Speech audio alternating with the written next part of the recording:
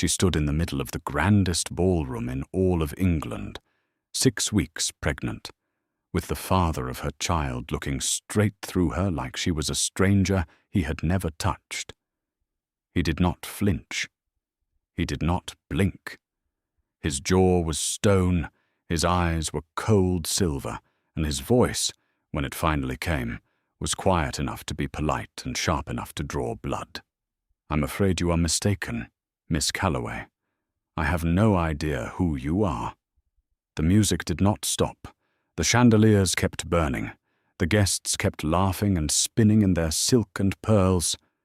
But for Ivory Calloway, the entire world cracked open right there on the marble floor of Ashenvale Palace, because the man who had whispered her name in the dark, who had pressed his lips to her temple and called her his undoing, was now denying she had ever existed.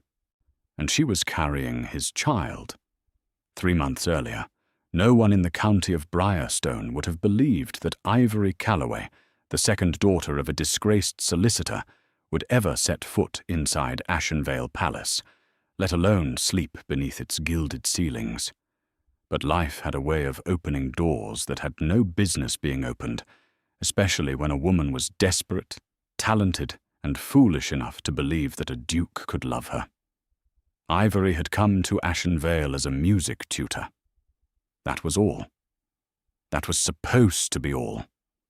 She had been hired through a letter bearing the crest of the Duchess Dowager herself, a sharp-tongued woman named Lady Miriam Cavendish, who had reportedly gone through 4 music tutors in 2 seasons and dismissed every single one for being either too timid or too proud. Ivory was neither. She was practical. She had learned early that survival in a world that had stripped her family of its name and fortune required a certain kind of steadiness, the kind that did not buckle under a cold gaze or a cutting remark. She arrived at Ashenvale on a Tuesday in late October, when the elm trees lining the long stone path to the palace had turned the colour of dying fire. She had 1 trunk, 2 music books, a borrowed cloak, and a letter of introduction that her mother had pressed into her hands with trembling fingers and red eyes. "Do not embarrass us," her mother, Mrs. Lenora Calloway, had said at the door of their narrow rented house in the village of Fenwick. "Do not give them reason to send you home early. We cannot afford another season without your income." Ivory had kissed her mother's cheek and promised nothing beyond her best effort. What she had not promised, what she could not have known to promise, was that she would keep her heart out of it. The palace itself was everything the stories said it was.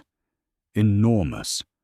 Cold in the way that only ancient stone can be cold, carrying the chill of centuries in its walls. The entrance hall alone was larger than the entire ground floor of the Calloway house, with portraits stretching 2 floors high and a staircase wide enough for 8 people to walk side by side. The butler, a precise and humourless man named Mr. Pemberton, showed her to a modest room in the east wing without warmth or ceremony, informed her that her duties would begin the following morning, and left her standing in the middle of a room that smelled of lavender and old wood.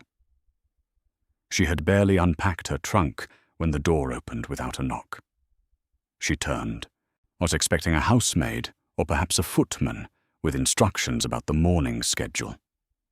What she did not expect was the man who stepped into her doorway.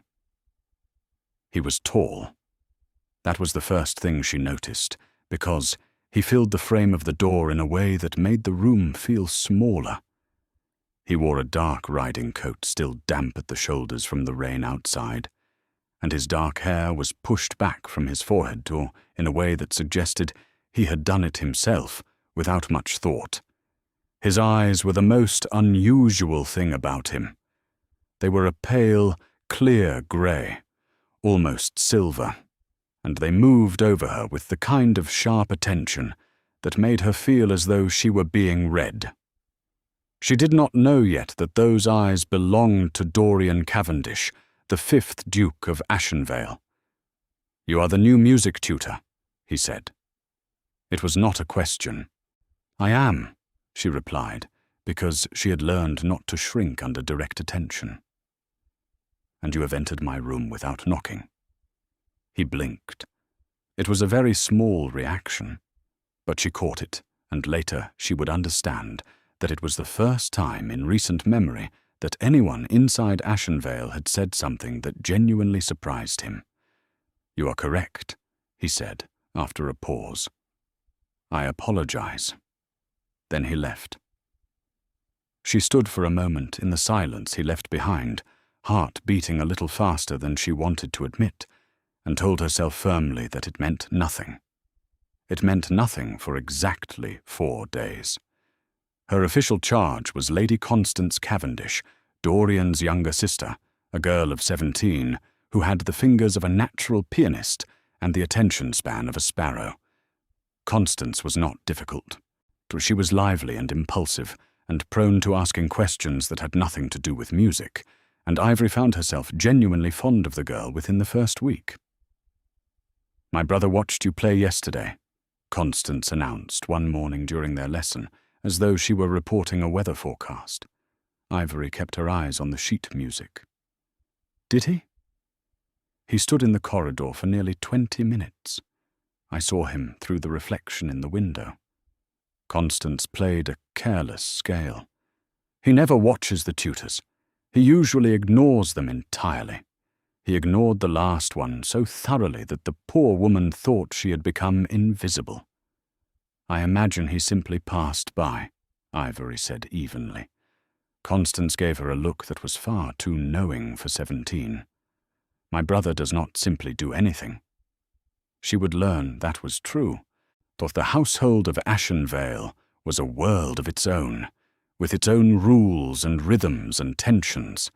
Besides the Duchess Dowager, Lady Miriam, who reigned over the household with brittle authority, and a lorgnette she wielded like a weapon, there was Dorian's cousin, Lord Felix Cavendish, a charming and irresponsible man of 25, who gambled too much and laughed too easily.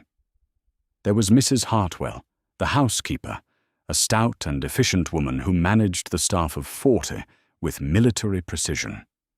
There was Dr. Aldous Fenn, the family physician, a kind-faced older gentleman who visited weekly and always brought sweets for Constance. And there was Lady Portia Stanhope, a frequent guest who had been quietly understood by the whole of Briarstone society to be Dorian's future Duchess. Lady Portia was beautiful in the cold, or architectural way that certain women achieve when they have been raised entirely to be looked at. She had ivory skin and dark auburn hair, and a way of occupying a room that made everyone else feel slightly out of place. She was not cruel, exactly. She was simply certain of her position, the way a marble column is certain it belongs where it stands, and she looked at Ivory the way a person looks at furniture. Present, functional, not worth addressing directly. Ivory did not dislike her. She understood her, and she was careful, in those early weeks, to stay precisely within the boundaries of her role. But boundaries, she was discovering, had a way of shifting inside Ashenvale. It began with the library. She had asked Mr. Pemberton on her 3rd evening whether she might borrow a book from the library to read before sleep. He had granted permission, with the warning that the east section of shelves was private, and she was not to touch those volumes. She had agreed without question, and gone in the following evening after dinner, when the house was quieting, and the fire in the library grate was burning low. She had been there for perhaps half an hour, seated on the floor near the window, with her legs folded beneath her, and a volume of historical correspondence open in her lap, when she heard the door open. She looked up. Dorian stood in the doorway, still in his dinner clothes, cravat loosened, holding a glass of brandy. He stared at her. "The floor," he said. "It is the warmest spot near the fire," she said. He was quiet for a moment. Then, instead of leaving as she expected, he crossed the room and sat down in the armchair nearest to her. He did not speak, or he simply opened the book he had carried in and began to read. She watched him for a moment. He did not acknowledge her watching. She looked back at her own book. They read in silence for over an hour. When she finally rose to leave, he said, without looking up from his pages, "You may use the library whenever you wish, including the east section." She paused at the door. "Why?" He looked up then. Those silver eyes found her in the low light. "Because you asked Mr. Pemberton for permission rather than simply helping yourself. That is rare here." She left without answering, but she thought about it for a long time before she slept. This became a habit neither of them named. 3 or 4 evenings a week, she would arrive at the library to find the fire already built up and the lamp on the side table already lit. But he was always there before her, always reading, always seemingly unbothered by her presence, and she began to understand, gradually and with some alarm, that she looked forward to it more than she should. They talked, eventually. Not about much at first. About the books they were reading. About music in a theoretical way that turned out to surprise him, because she had opinions that were not simple or polite. About the difference between the countryside of Brierston and the parts of London she had seen before her father's ruin. He listened when she spoke, with the full weight of his attention, and she found that more affecting than any compliment. She also found, over those evenings, that Dorian Cavendish was not the cold man the household walked carefully around. He was precise. He was private. He had a way of holding feelings at a distance, as though he had learned early that feeling openly was a kind of risk he could not afford. But the feeling was there. She could see it in the way he spoke about his sister, warmly and without the careful tone he used for everything else. She could see it in the way he looked at his mother sometimes, with a weariness that was not contempt but something sadder. She could see it in the way he looked at her. She told herself not to see that last thing. She told herself this many times. Lord Felix noticed, because Felix noticed everything that could be turned into amusement. He commented one afternoon as Ivory passed him in the corridor, eyes bright with mischief. "Our Duke seems to have developed a sudden and passionate interest in the library, Miss Calloway. He has always hated the room before, or said the curtains were oppressive. The curtains are fine," Ivory said, and kept walking. Felix laughed behind her. She heard it echo down the long hallway and pressed her lips together. Lady Miriam, the Duchess Dowager, was more direct. She summoned Ivory to her private sitting room on a grey Thursday afternoon and regarded her across a tea table with eyes that missed nothing. "You are not here to be interesting," Lady Miriam said. She was a small woman, but she had the presence of someone twice her size. Her silver hair was pinned severely, and her back was straight as a blade. "You are here to teach Constance her scales and keep her occupied until we can get her properly launched into society. Nothing more." "I understand that, Your Grace," Ivory said. "Do you?" It was not a question. Lady Miriam studied her for a long moment. "You are a handsome girl in an unfortunate position, Miss Calloway. Handsome girls in unfortunate positions are either very careful or very ruinous. I trust you know which one I am recommending." "I do," Ivory said quietly. She meant it. She genuinely meant it when she walked out of that sitting room. She meant it for another 10 days. And then it was the night of the first snow. She had gone to the library as usual, but the book she wanted was on the top shelf of the east section, just beyond the reach of the standing ladder. She had climbed 3 rungs and was stretching for the spine of the volume when the ladder shifted, and she lurched sideways. She did not fall. She did not fall because a hand caught her elbow, and then an arm came around her waist, and she was steadied against a solid chest with her heart hammering and the book still on the shelf. She turned her head. His face was very close. The firelight caught the silver of his eyes and turned them almost gold. Neither of them moved. "You should have asked for help," he said. His voice was different. It was lower and rough in a way she had not heard before.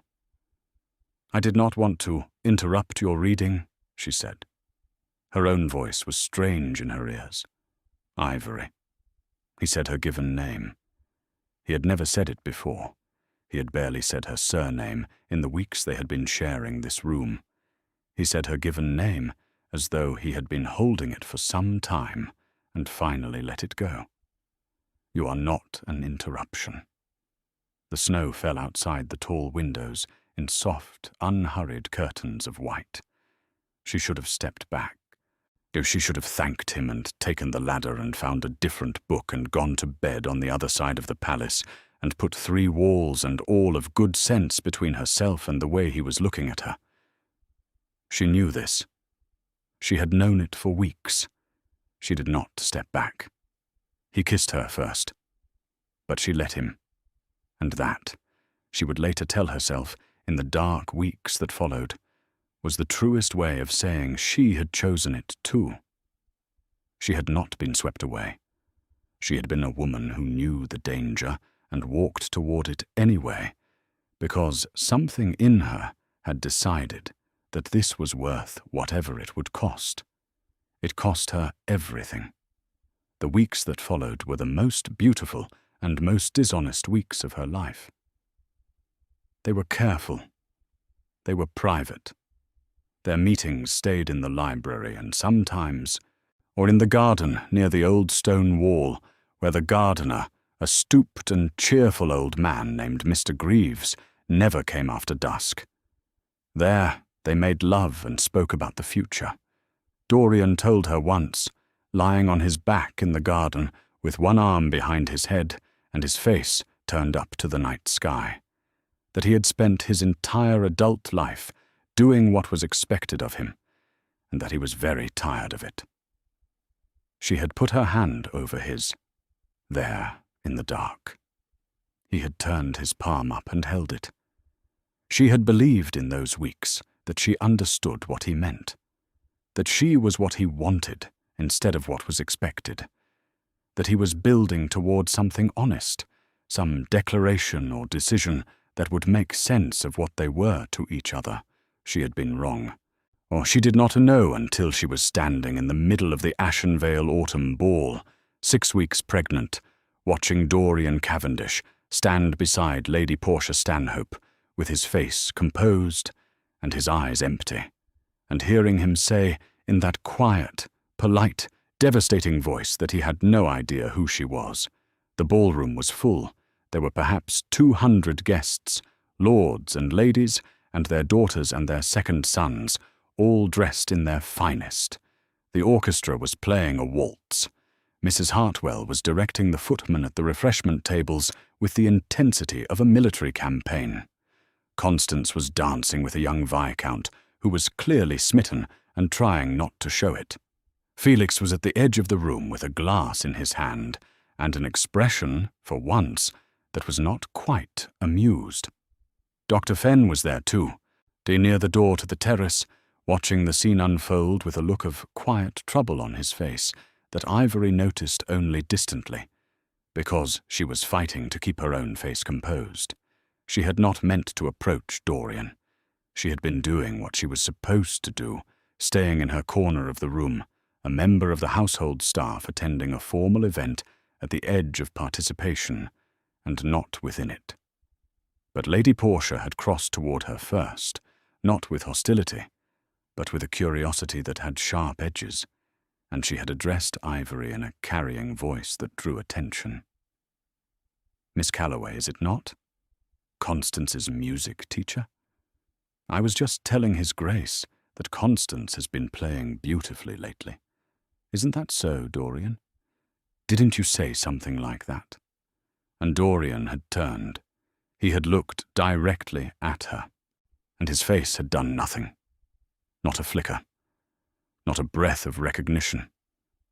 Not even the ghost of the man who had held her hand under the stars. "I'm afraid I don't recall the name," he had said. "Miss Calloway, you said? I don't believe we have met, have we?" That was when the world cracked. She stood very still. The music played on. Lady Portia looked between them with a small, satisfied smile that she was too polished to let fully form. Somewhere across the room, Felix had gone very quiet. Ivory Calloway was 6 weeks pregnant, standing in a room full of people, and the man who had made her that way was looking through her like glass. She dipped a curtsy. Her legs were steady. She did not know how. "My mistake, Your Grace," she said. "I must have been confused." She walked to the edge of the room. She found the nearest door. She went through it into the cold corridor beyond, and she stood there against the wall in the dark, with her hand pressed flat against her stomach and her breath coming in slow, controlled measures, and she made herself a promise. She was not going to fall apart. Not here. Not tonight. Not where any of them could see it. Whatever came next, she would face it standing up. The cold corridor outside the ballroom smelled of candle wax and stone. Ivory stood with her back pressed to the wall, eyes fixed on the opposite side of the passage, where a portrait of some long-dead Cavendish ancestor stared down at her with the same blank authority she had just seen on Dorian's face. She breathed. Once. Twice. A third time. She was not the kind of woman who wept in corridors. She had not wept when her father's debts were read aloud in a solicitor's office, while her mother sat rigid beside her. She had not wept when they moved from their proper house in Fenwick's Good Street to the narrow rented one at its edge. She was not going to weep now, in the dark outside a ballroom where 200 people were laughing and dancing and drinking champagne, because a duke had decided she was nobody. She pushed herself off the wall and walked. The east wing of the palace was quiet at this hour. The housemaids had finished their evening rounds, and the footmen were all deployed in the ballroom. Her footsteps were the only sound in the corridor, until they were not, because someone was behind her, moving fast. She did not turn around. "Miss Calloway!" The voice was Felix's. Lord Felix Cavendish, reaching her in 3 long strides and falling into step beside her with none of his usual lightness. "Stop, please." "I am going to my room, my lord," she said evenly. "I have a headache." "You don't have a headache," he said. "You're furious and frightened, and you are being remarkably composed about both, which frankly makes me more worried, not less." She stopped walking. She turned to look at him. In the low light of the corridor lamps, Felix looked younger than usual, and for the first time since she had met him, he looked genuinely uncomfortable. "What do you want, Lord Felix?" she asked. He was quiet for a moment, which was unusual enough that it held her attention. Felix was a man who filled silences automatically, by reflex, with wit or mischief or a well-placed observation, or standing still and quiet in a corridor was not natural to him. "I want you to know," he said finally, "that what just happened in that room was not simple, and that my cousin is not a simple man, whatever his face has suggested tonight." "He looked simple enough," she said. "He looked at me like I was a chair." Felix flinched. "Yes, he did. And I cannot explain it to you in a way that makes it acceptable, because it is not acceptable. But I am asking you not to do anything tonight. Not to leave. Not to make any decisions while the ballroom is still full and half of Briarstone society is 40 feet away." She looked at him for a long moment. "Why do you care, my lord?" "Because," Felix said, and the lightness was entirely gone from his face now. I have known Dorian Cavendish my entire life, and I know the difference between a man who feels nothing and a man who is doing something deeply stupid for a reason he thinks is sufficient. He paused. I am not defending him. I am asking you to wait 24 hours before you burn anything down. She did not answer him. She turned and continued walking to her room, but she did not pack her trunk that night. She lay on the narrow bed in her east wing room and stared at the ceiling and placed one hand on her stomach in the dark. 6 weeks. She had confirmed it herself 3 days ago, visiting the village apothecary in Fenwick on her half-day off, under a false name, with her heart beating so hard she had been afraid the woman behind the counter could hear it. The apothecary, a practical woman named Mrs. Croft, so had asked no uncomfortable questions and given her a small bottle of tonic for the nausea, with a look that said she had seen this particular situation before. 6 weeks. A secret that would not keep much longer. She had told no one. She had carried it alone for 3 days, telling herself she would speak to Dorian when she found the right moment, when she could be sure of how he would respond, when she had some sense of what they were to each other, beyond the wordless and beautiful and unnamed thing that happened in libraries and cold gardens. Now she had her answer about what they were to each other. Nothing. According to him, they were nothing. They had never been anything. She pressed her fingers more firmly against her stomach, and inside her was a life that had not asked to be made, and did not yet know what kind of world it was being made into. She was not going to let that life be collateral damage in the collision of her own naivety and a duke's cowardice. She needed a plan. Not a desperate one. A real one. She fell asleep, still making it. Morning came grey and cold. She rose early, dressed carefully, and went to give Constance her lesson, as though the previous evening had been entirely unremarkable. Constance was quieter than usual, which was itself remarkable. The girl sat at the piano and played her assigned pieces without her usual commentary, and Ivory watched her from the corner of her eye and waited.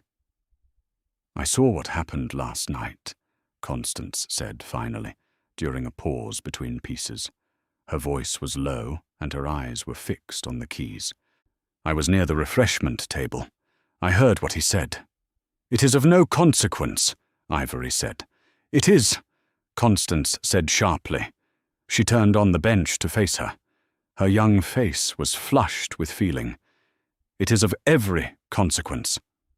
I don't know what is between you and my brother, and I will not pretend I haven't noticed things over these past weeks, because I have, and I am not stupid. But what he did last night was wrong. It was cruel, and I want you to know that I know that. Ivory looked at the girl she had grown genuinely fond of, this impulsive, warm-hearted girl who was nothing like the cold palace she had grown up in, and felt something loosen painfully in her chest. Thank you, Constance, she said quietly. Now play the Clementi again, please. Your left hand is rushing. Constance turned back to the piano, but before she played, she said very quietly, Don't leave, not yet. Please. Ivory said nothing, but something in Constance's voice added weight to Felix's words from the night before, and she found herself, against every sensible instinct, deciding to wait. She did not have to wait long. He came to the library that evening. She was there, sitting in her usual spot near the fire, not reading, just sitting, with her hands folded in her lap, and her mind running in careful circles. She heard the door. She did not look up. He crossed the room and stood in front of her. She looked up at him then, because she refused to manage this from a position of avoidance. Dorian Cavendish looked like a man who had not slept. The silver eyes were shadowed, and his jaw was set with the particular rigidity of someone holding themselves together by will alone. "I owe you an explanation," he said. "You owe me more than that," she replied. He sat down across from her. He did not reach for her, did not attempt any softness. He sat with his elbows on his knees and his hands clasped and his gaze direct. "Last night was not what it appeared to be," he said. "It appeared," she said, "to be you looking me in the eye and telling a room full of people that I do not exist. I know what it appeared to be." His voice was tight. "And I know there is no version of this explanation that sounds adequate, but I need you to hear it." "Then speak," she said. He was quiet for a moment, as though arranging something in order. "There are people in that room last night who are watching me very carefully," he said at last. "Not guests, specific individuals. My mother has been in correspondence with Lord Stanhope, Portia's father, for 2 years about a formal arrangement.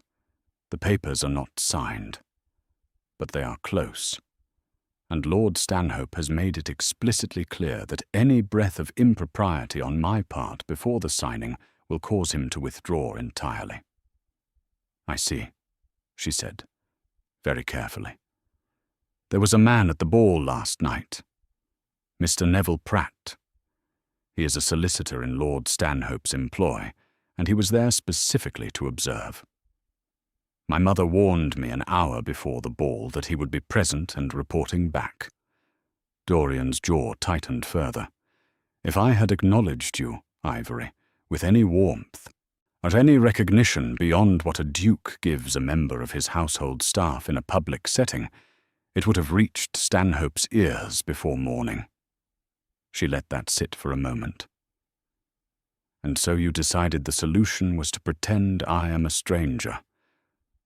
"I decided in 10 seconds with no good options available," he said, and the first crack appeared in his careful composure.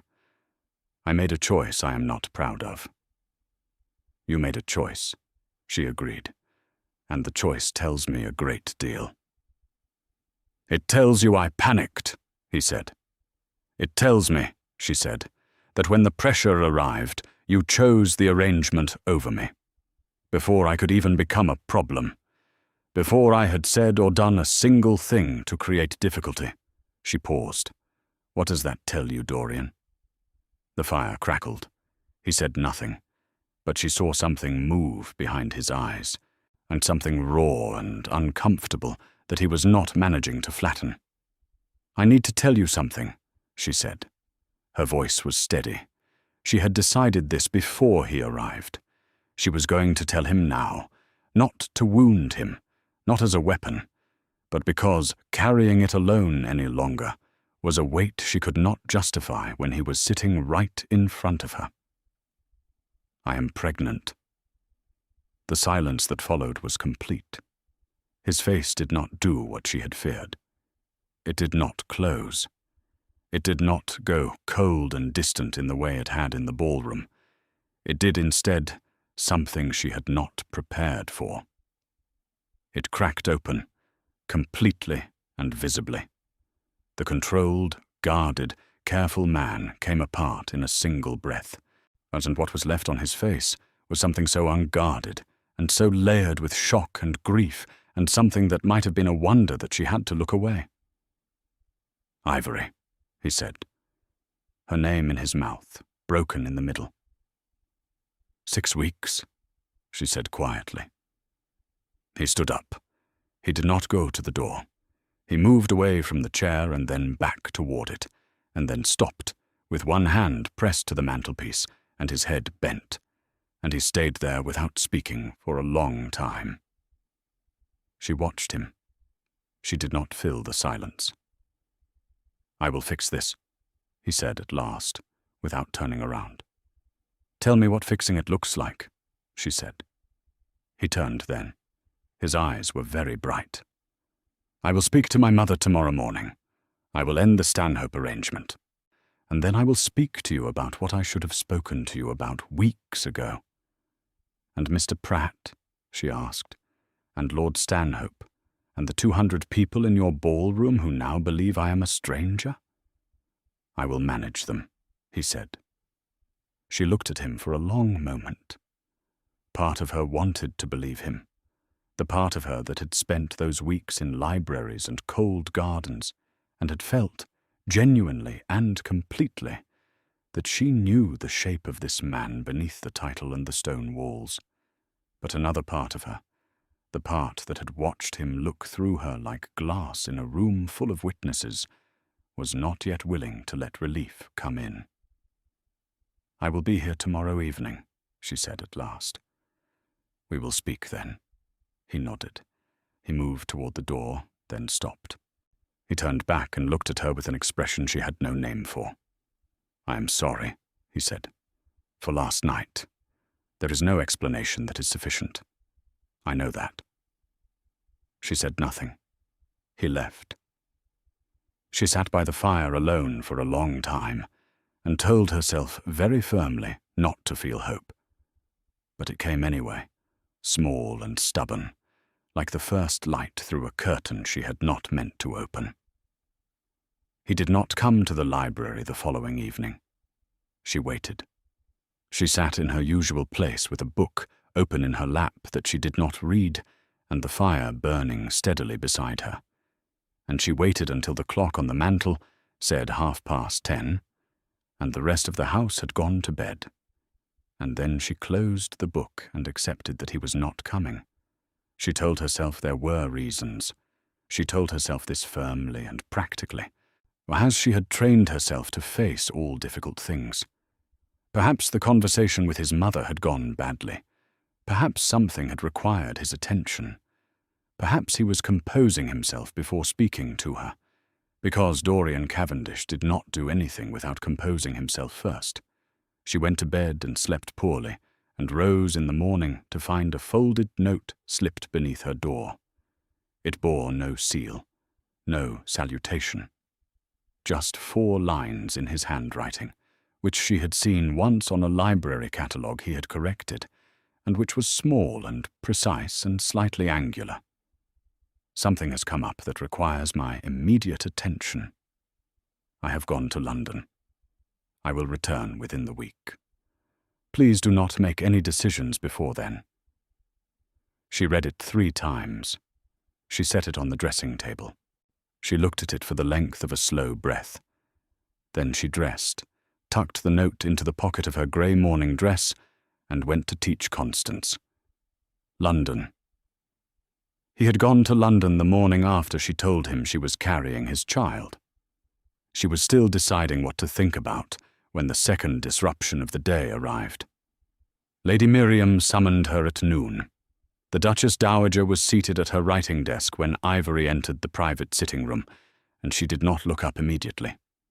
She finished what she was writing, set down her pen, blotted the paper, and only then turned to regard Ivory with those sharp, measuring eyes.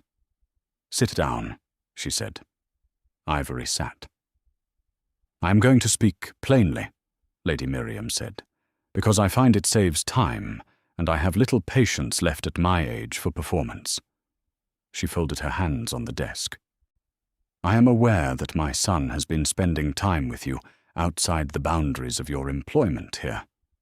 Ivory kept her face neutral. "I have used the library in the evenings with His Grace's permission. That is the extent of it.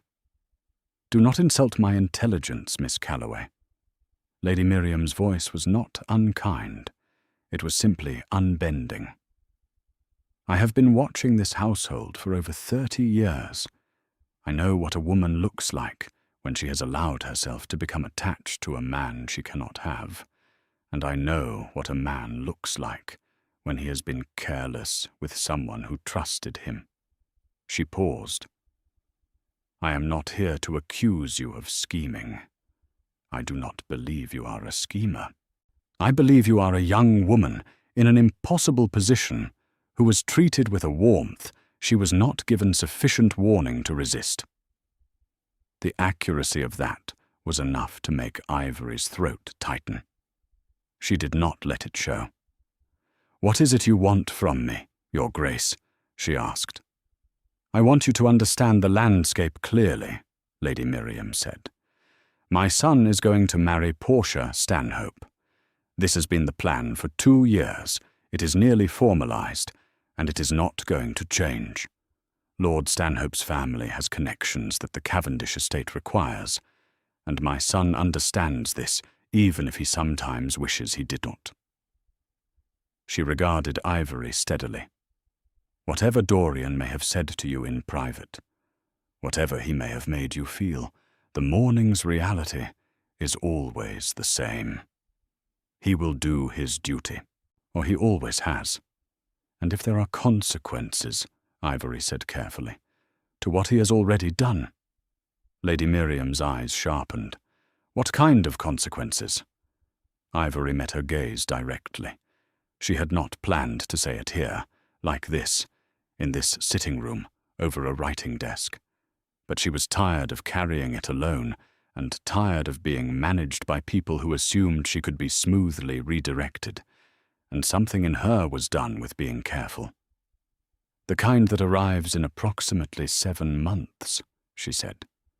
The silence in the room was complete and absolute. Lady Miriam's face went very still. Not shocked, exactly, because Ivory suspected very little shocked this woman anymore, but still in the way of someone recalibrating rapidly, rearranging everything she thought she knew about the situation into a new and more complicated shape. "Or are you certain?" she said at last. "Entirely," Ivory said. Lady Miriam stood. She moved to the window and stood with her back to Ivory for a long moment, looking out at the grey November garden. "Does Dorian know?" she asked. "I told him last night," Ivory said. "He left for London this morning." Something in Lady Miriam's posture shifted at that. It was small, but Ivory saw it, a tightening between the shoulder blades, a tension that suggested this was not entirely a surprise to her, and not one she was pleased about. "I see," she said quietly. "I didn't come here with any intention to cause harm," Ivory said. She kept her voice level and clear. "I didn't plan any of this. I made choices I cannot undo, and I am not here asking for rescue or payment.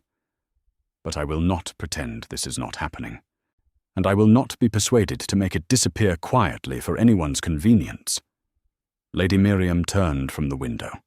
She looked at Ivory for a long, searching moment, and then something happened that Ivory did not expect.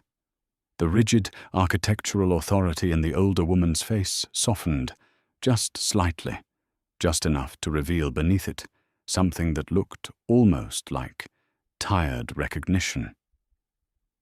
"You are more formidable than I gave you credit for," Lady Miriam said, in a tone that was not a compliment exactly, but was something close to respect. "I am a woman with no alternatives," Ivory said. "That tends to produce formidability."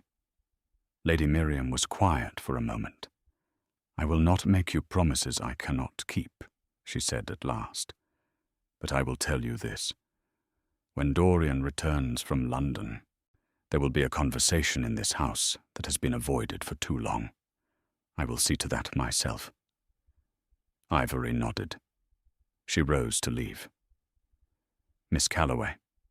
Lady Miriam's voice stopped her at the door. "For what it is worth, and I recognize it may be worth very little to you at this moment, my son is not a dishonest man.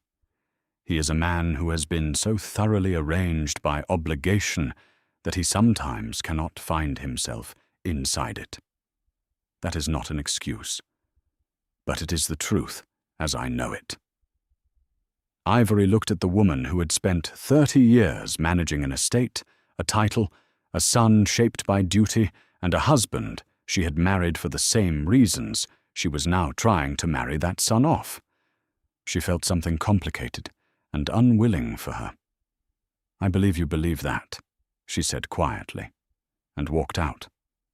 "Mr. Greaves, the old gardener, I was pruning the rose bushes near the east wing entrance when she came outside for air that afternoon. He looked up at her with his usual cheerful squint and said, "Nasty cold today, miss. Not the weather for standing about." "I needed air," she said. "Aye," he said agreeably. He snipped a dead branch with his shears. "I find when things are complicated indoors, the outdoors helps. Not because it fixes anything, just because the sky doesn't care about your troubles, and there's something restful in that." She looked at him. "Are you wise, Mr. Greaves, or are you simply old?" He grinned, showing a gap between his front teeth. "In my experience, miss, the two are mostly the same thing." She almost smiled. It was the closest she had come to it in 2 days. Felix found her in the garden 20 minutes later, which told her he had been looking. He came down the stone steps with his hands in his pockets and his collar turned up against the cold, and fell into step beside her without asking. "My aunt summoned you this morning," he said. "She did. And how did that go?" "She was direct and practical, and almost kind," Ivory said. "It was worse than if she had been simply cold." Felix exhaled. "She knows, doesn't she?" It was not quite a question, but she answered it anyway. "Yes." He was quiet for a few steps. "Dorian told me once, years ago, that the problem with duty is that it sounds noble until you are actually inside it. Then it just feels like a cage someone built for you before you were old enough to know you didn't want to live in it." He paused. "I am not trying to excuse him, but I just think you should know he is not untouched by all of this." "He went to London," she said flatly. "He went to London to see a man named Mr. Aldridge," Felix said, and his voice was careful now, deliberate, as though he had decided to give her something specific. "Thomas Aldridge. He is a barrister, and not the kind you hire when you are formalizing an engagement with the Stanhopes." She stopped walking. She turned to look at Felix.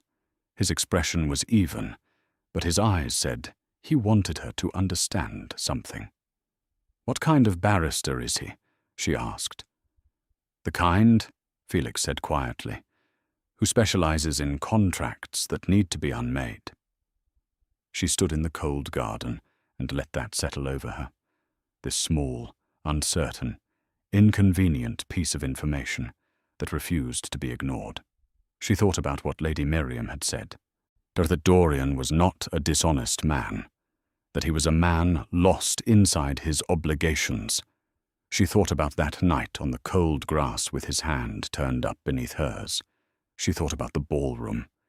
She thought about the note slipped under her door.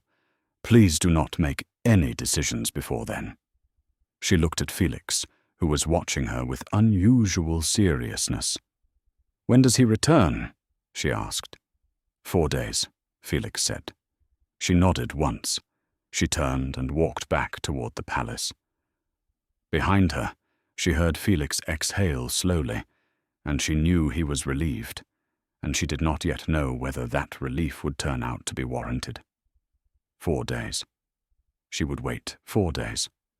What she did not know was that by the 3rd day, the secret she had managed to carry carefully for weeks would no longer be hers to manage alone.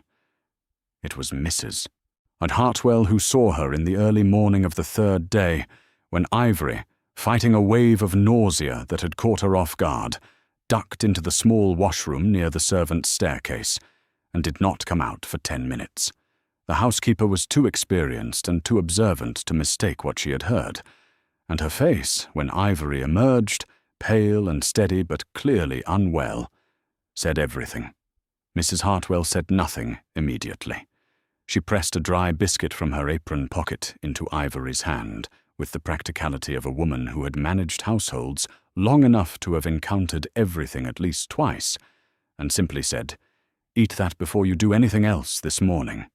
But by afternoon, the awareness had spread. In the quiet, the efficient way that things spread in large households where staff spent their days moving through the same rooms and reading the same silences, to at least 3 of the upstairs housemaids, the lady's maid who attended Lady Miriam, and, through a chain of whispers that moved faster than any of them intended, to the one person in the house who had no reason to be kind about it, Lady Portia Stanhope, who had extended her stay at Ashenvale by a week at Lady Miriam's invitation, heard the whisper from her own lady's maid on the afternoon of the 3rd day. And unlike Lady Miriam, who had recalibrated and chosen a careful silence, and unlike Felix, who had chosen a cautious and genuine concern, Lady Portia made a different choice entirely. She wrote a letter, sealed it herself, and sent it by express rider to her father's London address before dinner. Ivory did not know about the letter. She ate dinner quietly in her room that evening, feeling the walls of the situation closing in from all sides, and thought about the woman she had been 6 weeks ago, before all of this, practical and steady and capable of managing her own life in a rented house in Fenwick, with nothing but 2 music books and a borrowed cloak. She pressed her hand flat against her stomach in the dark. She was still that woman. She told herself this clearly and specifically. Whatever came next, she was still her. 1 more day. He would be back in 1 more day. He came back on a Thursday, 3 days earlier than expected. Ivory heard the sound of horses in the front court from her window in the late afternoon, and looked down to see Dorian's dark travelling coach pulling through the gates with its lamps lit against the early dusk. She watched him step out, watched him speak briefly to Mr. Pemberton at the entrance, watched him glance up at the palace facade with the expression of a man steeling himself for something he has been building toward the entire journey. He did not come to her immediately. She had not expected him to. He would need to change, to deal with whatever waited for him in his study, to re-establish himself in the house before seeking her out. She understood his rhythms by now, even if she was no longer sure she trusted them. She was in the middle of Constance's evening lesson when the knock at the music room door came. Not Dorian.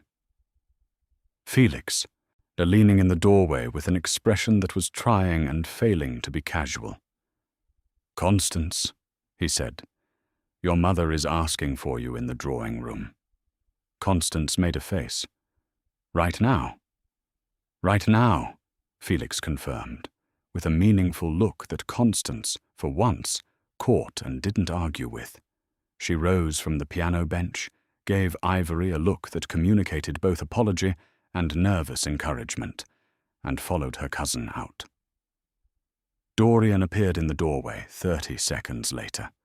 He had changed from his travelling clothes into a dark coat and waistcoat, but his cravat was not as precisely tied as usual, and there was still a trace of the road's exhaustion around his eyes. He stepped into the music room and closed the door behind him. Then they regarded each other across the length of the room, with the piano between them, like a very formal and slightly absurd piece of furniture. "You are back early," she said. "I finished what I needed to do," he said. He moved toward her and stopped on the other side of the piano, resting one hand on its polished surface. "I need to tell you what I did in London." "Felix told me you went to see a barrister," she said. "A Mr. Aldridge." Something moved in his eyes. Not surprising exactly. More like recognition that Felix had made a choice and a decision about what to be in this situation. "Yes," he said. "I did." "And?" "The Stanhope Agreement is not yet a binding contract," he said. "There are 2 clauses left unsigned. Aldridge confirmed that withdrawing before those signatures does not constitute a breach, legally, although it will cause considerable social difficulty." He paused. "I intend to withdraw." She looked at him carefully. "Your mother told me this arrangement is something the estate needs." "The estate needs financial stability," he said. Lord Stanhope's connections are one route to it. They are not the only route. I had allowed myself to believe they were because it was convenient to believe it. His jaw tightened slightly. I was wrong about that, as I have been wrong about other things. Dorian, she said, and his name in her own mouth felt like something she had been careful not to use too freely. I need to understand something. Are you doing this because of the child? I am doing this, he said, because I have been doing the wrong thing for the wrong reasons for years, and I am done with it. He met her eyes directly. What the child changes the urgency, it does not change the direction. She studied his face. She was looking for the performance, for the careful management she had seen in the ballroom, for the man who chose the easier story when the harder one cost him something. She did not find it. What she found instead was the man from the library and the cold garden, stripped of his composure and standing in a music room with his hand on a piano and his eyes completely unguarded. There is something you don't know yet, she said. He waited. Lady Portia has written to her father, she said. I found out an hour ago from Constance, who overheard the lady's maids. She watched his face process this. Whatever you are planning to do in terms of timing and sequence, I think the sequence has been decided for you. He was silent for a moment. Then he said, very quietly, how much does Stanhope know? Enough, she said. Possibly everything. He stepped around the piano. He came toward her and stopped close enough that she could see the detail in those silver eyes, close enough that she could feel the warmth of him in the cool room. He did not reach for her. He stood in front of her and looked at her with an expression that was careful and raw at the same time. I will speak to my mother tonight, he said. I will send word to Stanhope myself before his letter can become a weapon. And I will make this right. You keep saying that, she said softly. Making it right? What does right look like to you, specifically? Because I need you to say it plainly. Not in the way you say things in libraries in the dark, in the daylight, plainly. He was quiet for a breath. Then he said, But I want to marry you. 3 years ago, as a girl in Fenwick with a father who still had a name and a future that still had a shape, she might have received those words with uncomplicated joy. She was not that girl anymore. She was a woman who was 6 weeks pregnant in a palace where the servants knew her secret, and a titled woman had just sent a letter designed to detonate everything, and she had learned, very recently, that this man had the capacity to look through her in a room full of people. I need you to mean that more than you need it to solve a problem, she said. I know, he said. He did not look away. I mean it before the problem. I have meant it for longer than I have let myself say. She looked at him for a long, measuring moment. She thought about the corridor on the night of the ball, the note under the door, of the cold garden, the library fire, the way he had said her name the first time, as though he had been holding it. Speak to your mother, she said at last. Tonight. Then we will talk again. He nodded. He turned to go. Then he stopped and looked back at her and said in a voice that had no performance in it at all, I know I made you doubt me. I am going to spend a considerable amount of time fixing that. She did not answer. But she watched him go, and something in her chest, guarded and stubborn, and not quite ready to open, shifted a fraction. The house gathered around its tensions that evening, like a body around a wound.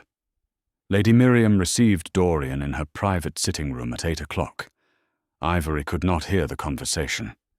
But Constance, who had the extremely convenient habit of sitting in the corridor outside rooms where important things were happening, reported to Ivory afterward with wide eyes and a breathless delivery that the meeting had lasted over an hour, that voices had been raised at least twice, and that when Dorian finally emerged, he had looked like a man who had come through something difficult, but was still standing.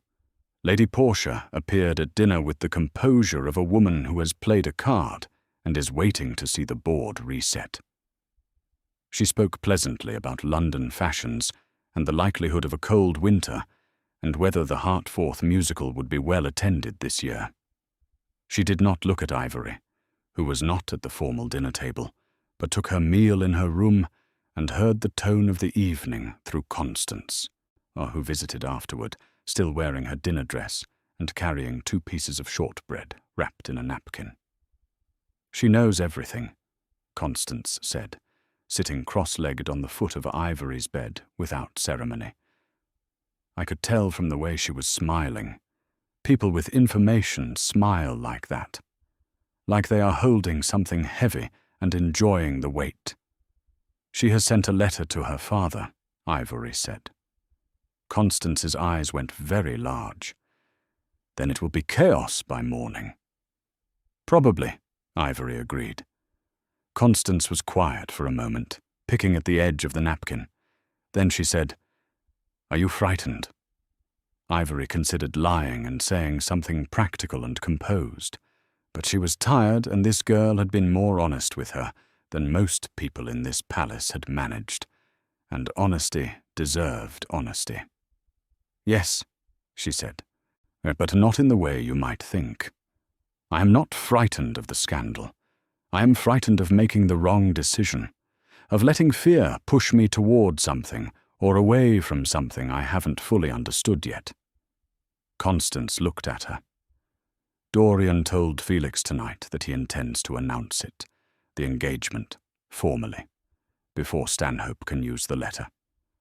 Ivory's breath stilled. "He said that? Felix told me himself. He said Dorian was the calmest he has seen him in years. Like he had made a decision, and the making of it had settled something." Constance paused. "Felix also said, and you must not repeat this, that he thought Dorian had been in love with you since approximately the 3rd evening in the library, and had been making himself miserable about it ever since, which is apparently very on brand for him." Ivory looked at the ceiling. Something moved through her that was too complicated to name simply. It was not happiness. Not yet. Because too much was still unresolved, and too much had already been broken and repaired imperfectly. But it was something. A possibility with a shape. She thought about the morning. Stanhope's response to Lady Portia's letter would reach the palace in hours. There would be chaos, as Constance had predicted, and she needed to be clear and steady when it came. There was one more thing she had not yet done. One conversation she had been avoiding, partly from practicality and partly from a pain she had not wanted to examine directly. She needed to write to her mother. She sat at the small desk in her room after Constance left, and drew out a sheet of paper and held the pen for a long time before she began. Mrs. Lenora Calloway, in the narrow rented house in Fenwick, who had pressed a letter of introduction into her hands and asked her not to embarrass them, who had spent years holding what remained of their dignity together with both hands and a rigidity born of grief. This letter was going to be hard to write. Ivory wrote it anyway, not with excuses or softening, with the plain facts, as clearly and carefully as she could arrange them. She was pregnant. The father was the Duke. She did not know yet exactly what would happen, but she was not alone, and she was not without a plan, and she needed her mother to be ready. She sealed the letter.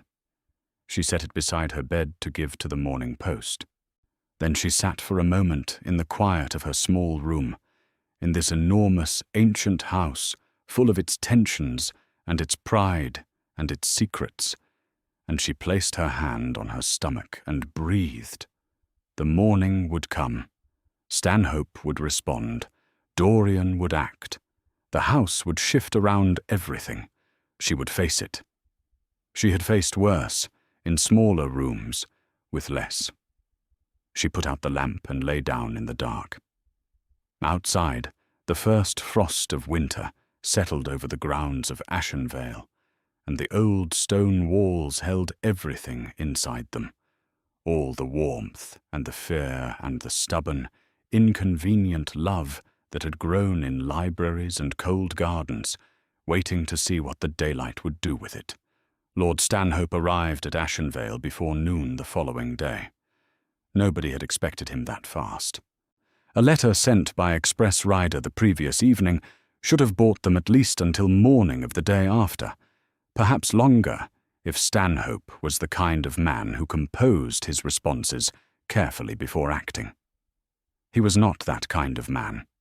He was a broad, red-faced lord of 53 who had made his fortune in coal and his reputation in the ruthless management of both money and people, and when he arrived at the front gates of Ashenvale in a coach bearing his family crest, he arrived with the energy of a man who had been waiting for an excuse. Mr. Pemberton received him at the door with the composed dignity of a man who had been trained never to look alarmed, regardless of what appeared on the front steps. He sent word to Dorian immediately. Ivory learned of Stanhope's arrival from Felix, who appeared at the door of the music room, where she was straightening sheet music and not teaching anyone because Constance had not yet come down, and said in a low, urgent voice, "He is here, now," in the entrance hall. She set down the music. "Already?" "He rode through the night, apparently." Felix's jaw was tight. Portia must have said more in that letter than we thought. "Where is Dorian?" "In his study," Pemberton told him. "They are meeting in the front drawing-room in 10 minutes. He paused. "My aunt is with Stanhope now, running interference. But she can only hold that man's temper for so long before it boils over." Ivory nodded slowly. "Then I will stay out of the way." "That would be wise," Felix agreed, and then immediately contradicted himself by adding, "What, except that Stanhope is asking for you specifically?" She looked at him. "I beg your pardon?" "He told my aunt, apparently with very little delicacy, that he wants the girl brought forward so he can see for himself what all the fuss is about." Felix's expression made clear his opinion of this. Those were his words. She felt the heat of anger move through her cleanly and quickly. "I am not livestock to be brought forward." "No," Felix said. "You are not." And Dorian said exactly that, according to Pemberton, when my aunt relayed the request. He told Pemberton that Miss Calloway was not to be summoned by anyone, and that if Stanhope wished to conduct himself like a gentleman, he was welcome to stay, and if not, the door was still open. Something in her chest eased slightly at that. Not fully, but slightly. "We're to stay close to this wing," Felix said. "I will come to you when it is over." She nodded. He left.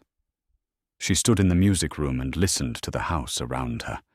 The way its sounds changed when something significant was happening, the footsteps more deliberate, the voices lower, the silences longer. She sat at the piano. She did not play anything arranged or composed. She simply placed her fingers on the keys and let them move where they wanted, quietly, without performance, the way she had played since she was a girl when the world became too loud inside her head. She did not know how long she played, long enough for the pale winter light through the music room windows to shift from morning grey to something slightly warmer.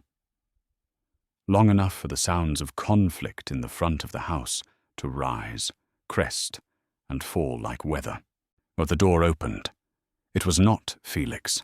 It was Constance, flushed and wide-eyed, with her hair slightly dishevelled as though she had been moving fast through the house. "He threatened him," Constance said, without preamble. Ivory's hands stilled on the keys. "Stanhope threatened Dorian?" "He said he would ruin him." Constance came fully into the room and closed the door behind her, pressing her back against it, as though barricading something out. "He said he has letters. Communications. He claims Dorian made representations to the Stanhope family that constituted a formal promise of marriage, and that if Dorian withdraws now and the reason becomes known, he will take it to every newspaper in London and destroy the Cavendish name completely." Ivory stood up from the piano bench. "Does he have those letters?" "I don't know, or Felix thinks he might. There were apparently several formal letters exchanged between this house and the Stanhope estate over the past 2 years, some in Dorian's hand, some in my mother's. Felix says the wording may be specific enough to be damaging." Constance's voice was steady, but her eyes were frightened. "Dorian told him to do his worst." Ivory looked at her. "He said that?" "He said, apparently very quietly, that he would not be managed by threats, and that Lord Stanhope was welcome to publish whatever he liked." Constance pressed her lips together. "Stanhope laughed. He said the Cavendish estate could not survive a scandal of this size, not with the debts it is already carrying, not in the current climate. He said Dorian had 1 week to reconsider before he went to the press." Ivory turned away and moved to the window. Outside, but the frost had not fully lifted from the garden, and the bare rose canes near the stone wall where she and Dorian had stood in the dark looked skeletal and stark in the winter light. She thought about what Lady Miriam had said, that the Stanhope connection was something the estate needed. She had allowed herself to set that aside in the warmth of Dorian's declaration in the music room the previous evening. But Stanhope was in the drawing room, with letters and a week's deadline, and the warmth of the previous evening suddenly had a very cold border around it. "What are the debts?" she asked. Constance hesitated. "Ivory." "Tell me." Constance came away from the door and sat in the chair near the piano. "My father, the late Duke, was not careful with money. He invested badly in the last years of his life and borrowed against the estate to cover the losses. Dorian has been managing the consequences since he inherited. He has reduced them considerably, but they are not gone." She paused. The Stanhope arrangement was not only about social connection. There was a substantial settlement attached to it, enough to clear what remains. Ivory absorbed this carefully. So without the Stanhope money, the estate continues under debt. For several more years at least, possibly longer. Constance looked at her hands. "I am not telling you this to persuade you toward anything. I am telling you because you asked, and because you deserve to know the whole picture." "Thank you," Ivory said quietly. She stood at the window and felt the full weight of the situation settle on to her, without drama or self-pity, or just the clear and specific heaviness of a problem that had multiple real dimensions, none of which were simple. She was carrying the heir to a duchy whose duke was prepared to choose her over the arrangement that would stabilize it financially. The arrangement was backed by a man who was now threatening to expose everything and destroy the name she would be marrying into. And the name she would be marrying into was the same name her child would carry, which meant that whatever Stanhope did to that name, he would be doing to her child's future too. She turned from the window. "Where is Dorian now?" she asked. "His study," Constance said. "Felix is with him." She nodded. She walked to the door. "Ivory." Constance's voice stopped her. The girl looked up at her with something between admiration and fear. "What are you going to do?" "I am going to speak to your brother," she said simply. "And then I am going to speak to Lord Stanhope." Constance's mouth opened. "You cannot be serious." "I am entirely serious," Ivory said, and walked out. The study was at the end of the south corridor, a room she had never entered, dark-panelled and smelling of leather and old paper. The door was not fully closed. She knocked once and pushed it open. Dorian was standing at the window with his back to the room. Felix was seated in one of the leather chairs with his arms folded and the expression of a man who had run out of angles. They both turned when she entered. Dorian's face, when he saw her, did something complicated and immediate. Relief and tension together in a way that told her the last hour had cost him something. "But you should not be in here," he said. But it was automatic, not genuine. "I know what Stanhope said," she replied. "Constance told me." She stepped fully into the room and closed the door. "I know about the debts, and the settlement, and the letters, and the week's deadline." He was quiet for a moment.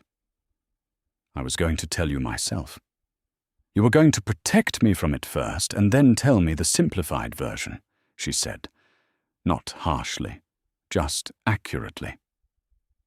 "I know the difference. I do not need protection from facts. I need to understand them."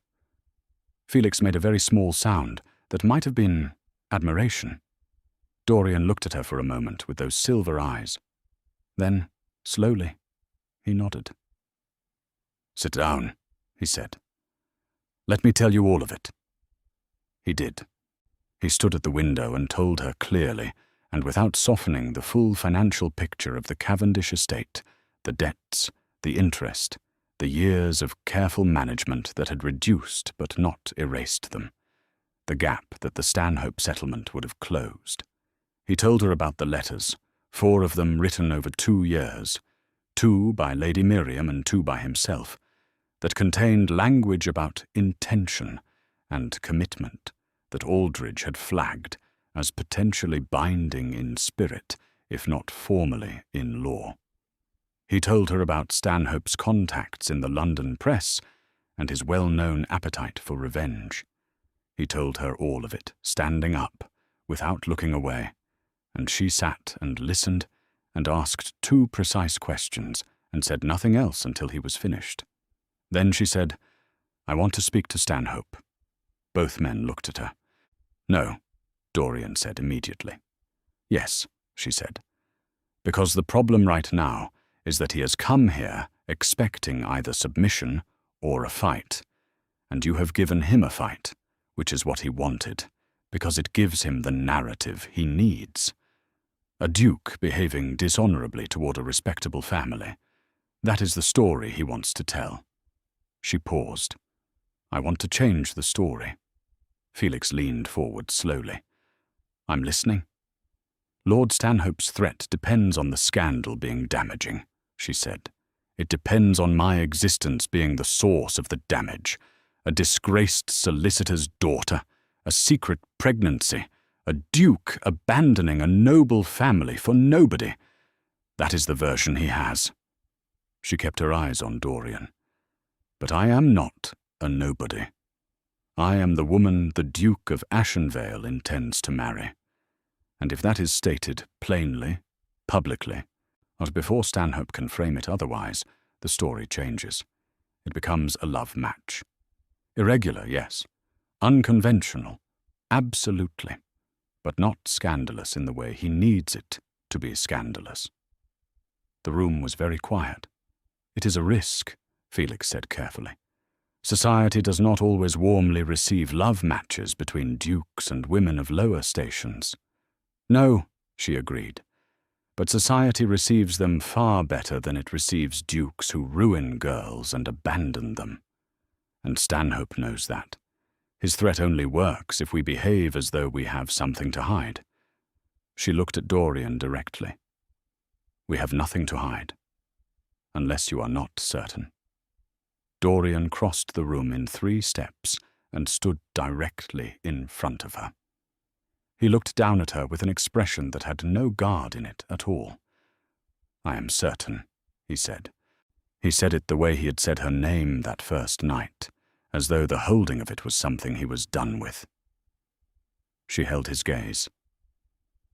Then let me speak to him. A long moment passed. Then Dorian said to Felix, without looking away from her, "Tell Pemberton to bring Stanhope to the front drawing-room." Felix stood up and went to the door. He paused with his hand on the frame and looked back at Ivory with an expression she would remember for a long time. It was the look of a man watching something brave happen and not quite knowing whether to be hopeful or terrified. "For what it is worth," he said, "I would not want to be Lord Stanhope right now." Then he went to get him. Lord Stanhope was not a man who intimidated easily.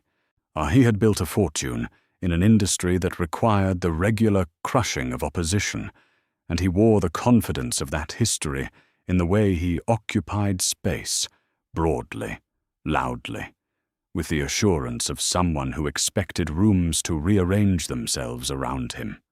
He entered the front drawing-room and stopped when he saw Ivory standing beside the fireplace.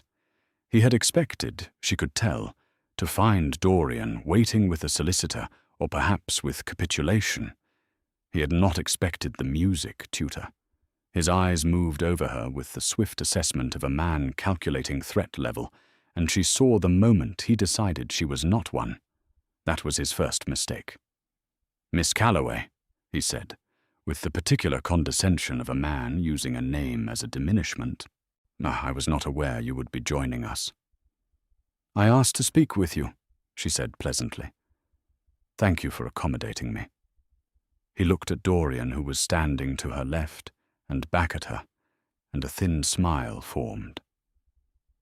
"I hope your Grace is not under the impression that bringing his little problem into the room will affect my position in any way." "His little problem," she said, keeping her tone entirely even, "is carrying the next heir to the Cavendish Duchy. I thought you might want to consider how your letter to the press reads when that fact is in it. A lord destroying the reputation of a pregnant woman and her unborn child in order to secure a financial arrangement he has already been lawfully released from." She tilted her head slightly. "That is also a story, Lord Stanhope. And I wonder which one London's drawing-rooms will find more compelling." The thin smile stopped moving. "The Duke of Ashenvale intends to marry me," she continued in the same pleasant tone. "Formally, properly, with every social courtesy observed. We are not hiding. We are not ashamed. We are asking for the same grace that is extended to every unconventional match in every season when the people involved are committed and honest." She paused. "Your letters, if they contain what you say they contain, describe an intention that preceded a commitment. The commitment changed. That is not dishonor. That is a man who chose honestly over convenience, which is rarer than it should be." Stanhope's face had a particular shade of fury. "You are remarkably composed for a woman in your position," he said. "I am a woman who has very little to lose," she said, "which makes me considerably harder to threaten than a man with a great deal." The silence in the room had the particular quality of a held breath.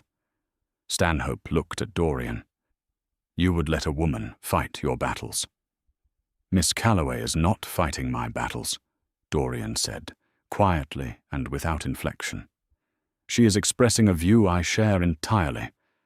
I have nothing to add to it, except that the door remains open, and the decision is yours."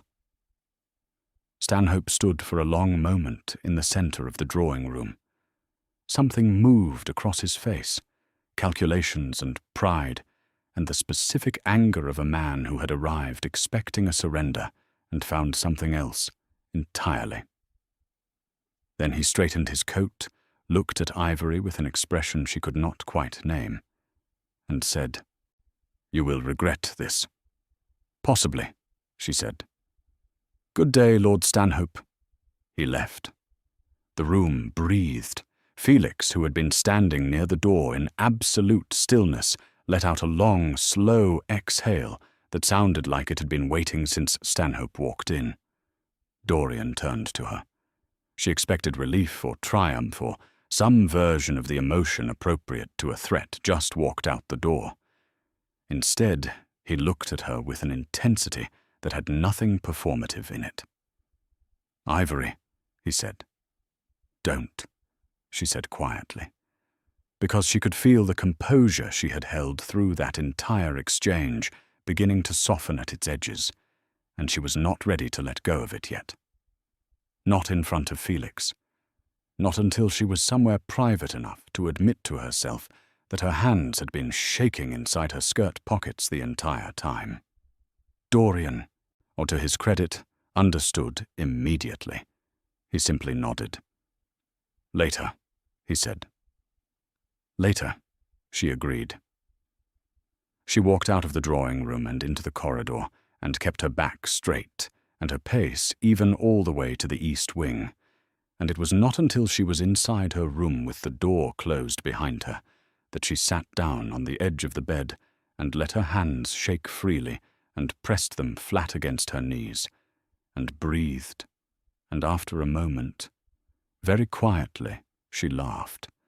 It was not happiness exactly. It was something more like the release of a bowstring after a very long time of being held at full draw. Outside, Lord Stanhope's coach rolled back through the gates of Ashenvale and down the elm-lined road. Inside, the palace settled around her, old stone and cold corridors, and the distant sound of Constance playing something bright and fast on the piano in the music room, as though the house itself had decided the worst was over. It was not over. She knew that. Stanhope's departure was not a surrender. It was a retreat, and retreating men sometimes came back with larger weapons. But it was today, and today she was still standing. Stanhope's weapon arrived 11 days later, and it was not what any of them had expected. It was not a letter to the press. It was not a legal summons. It was not even a public declaration at a social event, which Felix had privately considered the most likely approach given Stanhope's taste for theatre. It was a woman. Her name was Mrs. Clara Vane, and she arrived at Ashenvale on a wet December morning in a modest hired carriage, unannounced, was asking for the Duke by name. She was perhaps 30, with a composed face and careful dark eyes, and the particular stillness of someone who has rehearsed what they are going to say many times before saying it. Mr. Pemberton, following standing instructions about unexpected visitors, sent word to Dorian before admitting her. Dorian received the name with a stillness that Mr. Pemberton later described to Mrs. Hartwell as the stillest he had ever seen. His Grace go, which was considerable given that His Grace was generally quite still to begin with. Ivory was in the library when Felix came to find her. He sat down across from her without his usual preamble and looked at her with an expression that was carefully arranged and therefore not reassuring. "There is a woman here," he said. "Dorian knows her. Her name is Clara Vane, and she was, or until approximately 2 years ago, in correspondence with Dorian that was not entirely formal in nature." Ivory set down her book. She looked at Felix without expression. How not entirely formal? Enough that it ended before the Stanhope arrangement began, Felix said carefully. Dorian ended it. It was not a grand affair, from what I understood at the time. They met in London during the season before last, and there were letters and several meetings, and then Dorian withdrew because my aunt required his attention to the Stanhope matter. And he decided not to complicate things. Felix paused. She has, apparently, been in contact with Stanhope's people over the past week. The particular cold clarity that Ivory had learned to reach for in difficult moments arrived now. She breathed into it. "What does she want?" she asked. She says she has letters, Felix said. Letters from Dorian that she believes constitute evidence that he made promises to her specifically, before the Stanhope arrangement, before you. She is claiming that she was the first woman he wronged and that she deserves to be heard. Ivory was quiet for a moment. Is she lying? Felix met her eyes. I don't know. Dorian is speaking to her now in his study. He asked me to find you and tell you himself before you heard it from anyone else. That was considerate, she said, and her voice was entirely level. She stood and went to the window. Outside, the December rain moved across the grounds in slow grey curtains, blurring the garden into impressions of itself. She thought, very carefully, about what she actually knew. She knew that Dorian Cavendish was a man who had spent years doing what was expected of him in everything. She knew that before she arrived, he had been living inside a life arranged by other people, moving through it without complaint, and, she now suspected, without much feeling. She knew that he had ended something with a woman in London before the Stanhope arrangement formalized. She had not known the details. She had not asked. She wondered now if she should have. Felix, she said, still looking out the window. Do you believe him? That he intends to marry me? Felix was quiet for a moment. When he spoke, his voice had none of its usual lightness. I have known Dorian my entire life, he said. I have watched him manage his obligations with a precision that most people mistake for coldness, but I have watched him do everything asked of him without a doubt. In all those years putting himself first, and I have watched him, since you came to this house, be more alive than I have seen him in a decade. He paused. Yes, I believe him. She nodded slowly. Send word to his study that I would like to speak with Mrs. Vane. Felix blinked. Ivory. She came here for a reason, she said, and I suspect it is not entirely what Stanhope told her it was. I would like to hear it from her directly. Felix looked at her for a long moment. Then he stood, shook his head slowly with something between admiration and concern, and went to carry the message. Mrs. Clara Vane entered the library 20 minutes later. Dorian came with her, which Ivory had not expected, and he positioned himself near the far wall without speaking, or making it clear by his stance that he was present as a witness, and not an intermediary. Mrs. Vane was more composed in person than Ivory had imagined, but up close her composure had the faint tremor of something held very tightly. Her eyes moved to Ivory with curiosity, and something that was not quite hostility, more like wariness, the look of a woman who is not certain she is in the right, but has committed too far to pull back. Mrs. Vane, Ivory said, please sit down. The woman sat. Ivory sat across from her. The fire burned between them. I understand you have letters, Ivory said directly. Mrs. Vane's chin lifted slightly. I do. Letters in which the Duke expressed intentions toward me that he did not honour. What kind of intentions? He spoke of a future. Not in plain terms, but in terms that a woman takes seriously when she has allowed a man to take up space in her life for the better part of a season. Her voice was steady, but her hands were clasped tightly in her lap. I was a widow of modest means, and he knew that. He knew that encouraging me carried consequences I could not afford. Ivory looked at her for a long moment. She thought about what it meant to be a woman of modest means, who allowed a man to take up space in her life, because he seemed to mean what he said. Were you approached by Lord Stanhope's people? She asked. Something shifted in Mrs. Vane's face. Not guilt, exactly. More like discomfort at having a calculation named. He wrote to me, she said carefully. He told me what had happened here, and said I had a right to speak. He told you what had happened and suggested it was similar to what had happened to you, Ivory said. He offered you a platform and possibly something else in exchange for testimony that would damage the Duke. The silence confirmed it more than any answer would have. Mrs. Vane, Ivory said, and her voice was not unkind. I am not your enemy. I am a woman in a situation that has certain similarities to yours, which is why Lord Stanhope thought you would be useful against me. But I think you are a sensible woman, and I think if I ask you plainly, you will give me a plain answer. She held the woman's gaze directly. Did he ever promise you marriage, specifically? In plain words? A long pause. Then, quietly, what no? Did he lead you to believe something that was not true? A shorter pause. He was warm, she said. Warmer than I expected from a man of his position. And then he withdrew, and I was not given a reason. She looked at her hands briefly. That is not the same as a promise. I know that. Then why are you here? Ivory asked. Mrs. Vane looked up. Her eyes were not hard now.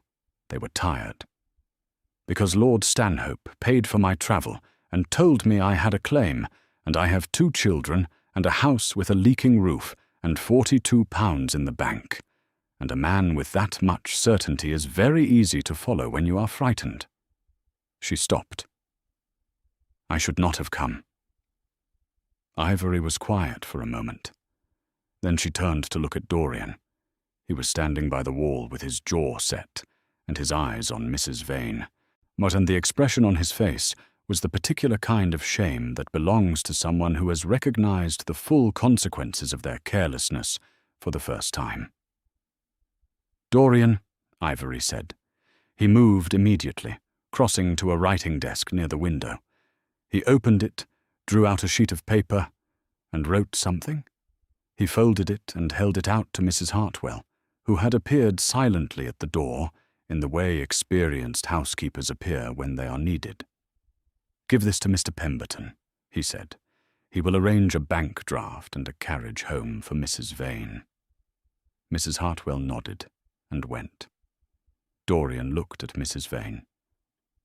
The amount on that paper is not compensation for my behavior toward you, he said quietly.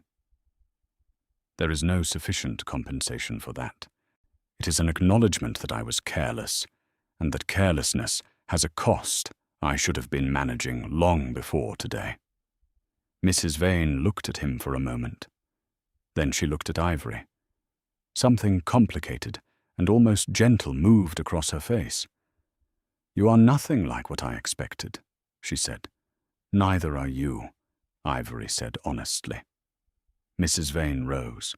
At the door she paused and said, without turning back, he talked about music sometimes, in his letters, in the months before he ended it. He said he envied people who could lose themselves in something beautiful without needing it to be useful. She paused. I did not know what he meant then. I think I do now. Then she was gone. The library was very quiet. The rain moved against the tall windows in long, soft strokes. Ivory sat for a moment in the chair by the fire. Then she said, but without looking at Dorian, she is going to go back to Stanhope and tell him it did not work. Yes, he said, and he will find another angle. Probably. She looked at the fire. How many more women are there? He came and sat across from her. He met her eyes directly and without flinching. None who were promised anything they were not given. None who have a genuine claim. But I was not always careful, Ivory. Before you. I moved through seasons and drawing rooms and did what unmarried dukes do without thinking carefully enough about what I was leaving behind. He paused. That is not a defense. It is the truth. She looked at him for a long moment. She was not naive. She had known from the beginning that Dorian Cavendish was a man who had lived a life before she arrived in it. What she was deciding now was whether the man who had arrived at the end of all that was the one she had come to know in libraries and cold gardens and music rooms. "I am going to ask you one question," she said, "and I need the complete truth." "Ask," he said. "Was I ever, at any point, a solution to a problem rather than the person you wanted?" The fire crackled. He looked at her with those silver eyes and said, without any pause, "At the beginning, I told myself you were a complication. I lied to myself about it for about 4 days. After that, there was no version of an answer to that question that was not you." She held his gaze. She turned it over in the quiet of herself and checked it against every moment she had witnessed of this man, or unguarded and guarded and falling apart in a library, and standing cold and stone-faced in a ballroom, and arriving in her doorway in his riding coat in the first week, filling the frame of the door and looking at her like she was something he had not expected to find. She breathed out. "All right," she said quietly. He looked at her. "All right?" "We are going to have to deal with Stanhope properly," she said, in a tone that was practical and warm at the same time. "Felix needs to speak to Aldridge again about those letters, and we need to speak to Dr. Fenn about the pregnancy, because I have not had a formal examination, and I need to know everything is well." He looked at her for a moment, as though he was not certain whether to be moved or amused by the immediate pivot to logistics. Then something opened in his face, warm and ungoverned and entirely his. "Yes," he said, "we will do all of that. And," she added, "you need to speak to your mother about the formal announcement, before Stanhope recovers and tries a third angle. Also, yes," he said. She stood. He stood. They were very close in the small, warm circle of firelight, and he looked at her the way he had looked at her in the corridor on the night of the first snow, as though the holding of something was finally over. He touched her face, just his fingers against her cheek, briefly and carefully. "I am sorry," he said, "for the ballroom. I will spend a long time being sorry for that." "You will," she agreed, but she said it without cruelty. He smiled. It was a small smile, and it changed his whole face. She had seen it perhaps 4 times in all the weeks she had known him, and each time it arrived, it had the quality of something rare and worth the wait. She stepped back. "Go speak to your mother," she said. He went.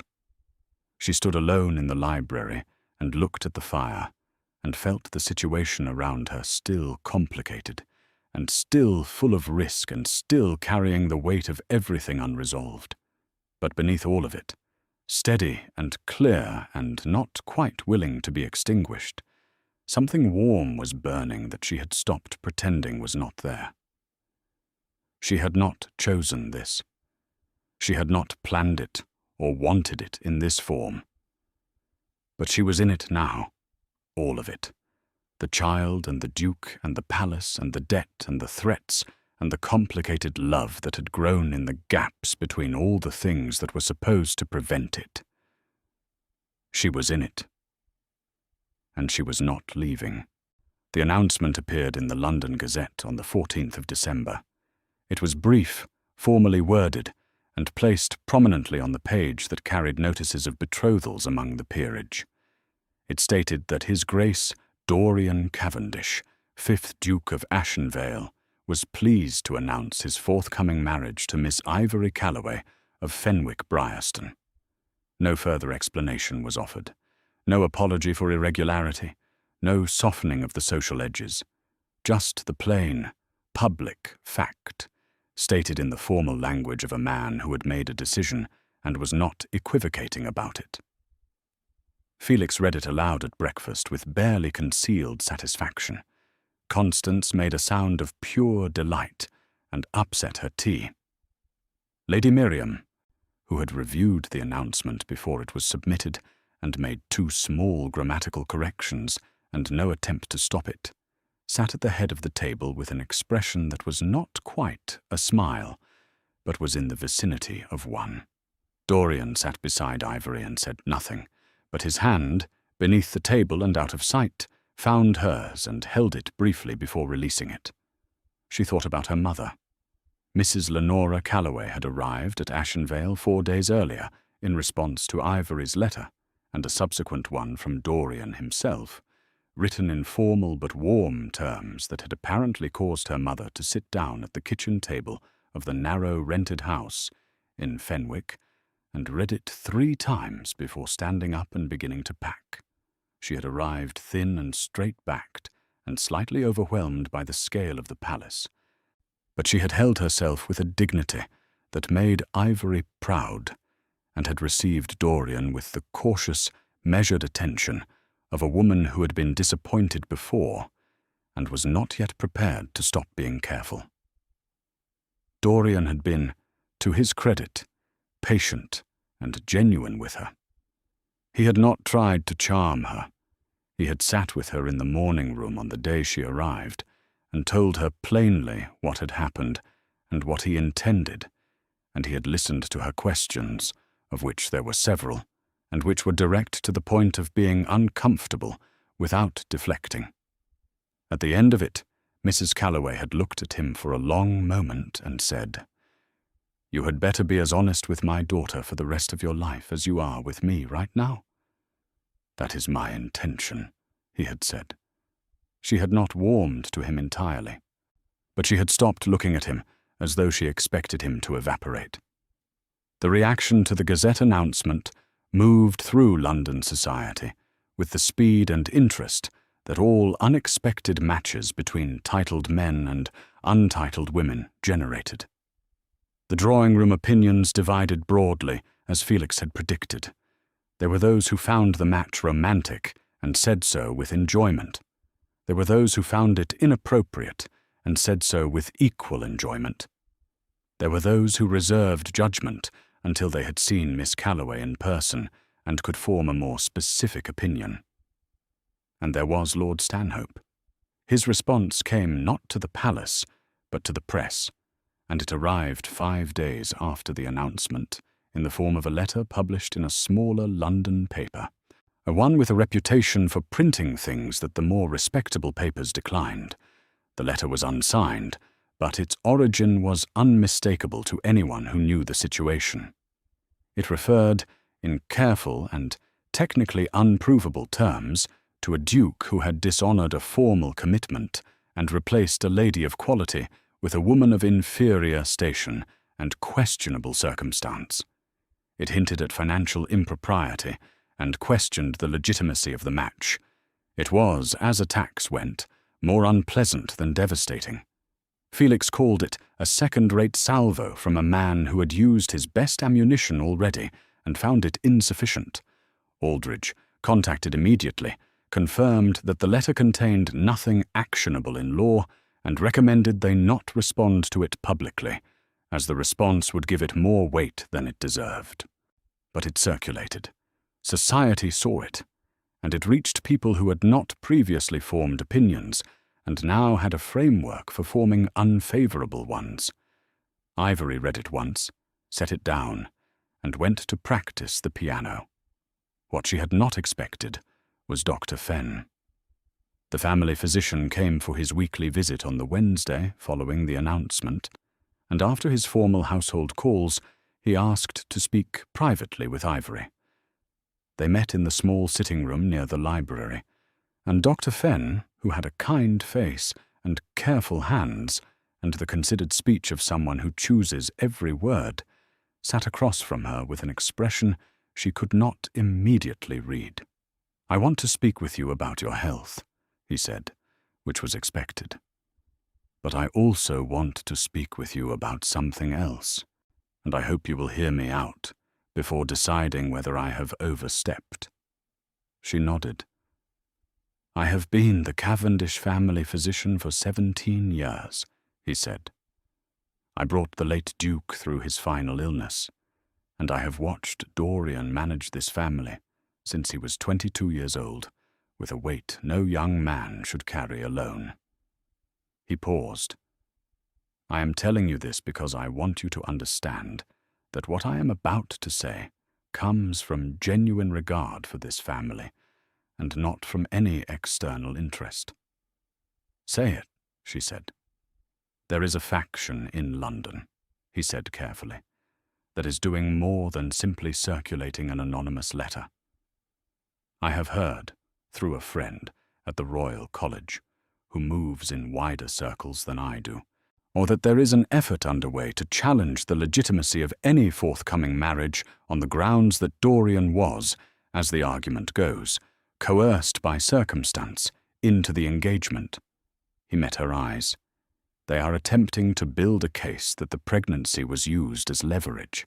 Ivory was very still.